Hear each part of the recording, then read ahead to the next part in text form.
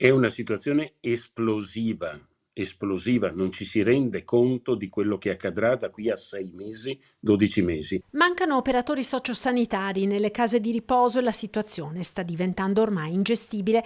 La denuncia è di Giorgio Pavan, direttore di Enea ex ISRA, l'IPAB trevigiana tra le più grandi del Veneto. Lo scorso anno abbiamo fatto un concorso per operatori sociosanitari, si sono iscritti in 120 persone.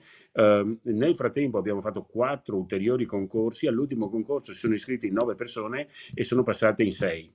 Numeri insostenibili per molte strutture costrette a chiudere reparti per mancanza di personale. Lo scorso anno, il 17 ottobre dello scorso anno, abbiamo organizzato un convegno dove davamo l'allarme in modo chiaro sin dal titolo del convegno, sull'orlo del precipizio. E i temi erano appunto l'assenza di operatori sociosanitari nel mercato di lavoro, il secondo era il tema dei tantissimi anziani che chiedono, diciamo così, di essere accolti nelle nostre strutture, il terzo tema è un tema di sempre, è un tema dei soldi, insomma, i soldi che non ci sono. Ebbene, continua Pavan, ora in quel precipizio ci sia dentro. Le soluzioni possono essere solo articolate con un approccio di sistema, a partire da quelle tampone già in parte attivate dalla Regione, come l'assistenza indiretta, che consiste nell'affidare attività non sociosanitarie, come ad esempio quelle alberghiere, a persone comunque formate ma senza qualifica di OS.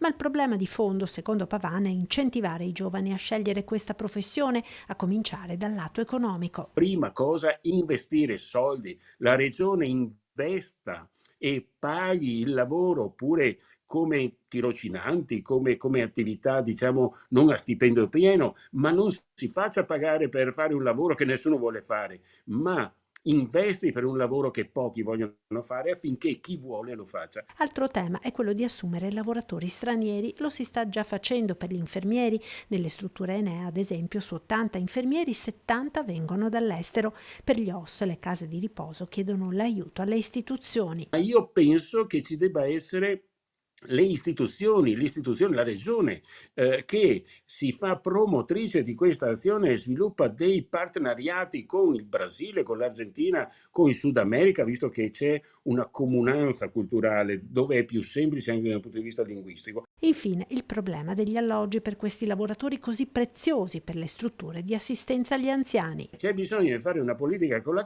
della casa che dia la possibilità agli stranieri e agli italiani, e anche agli italiani, di poter lavorare, fare questo lavoro, prendere il proprio stipendio, aprire un mutuo, come dire, mandare i figli a scuola e così via.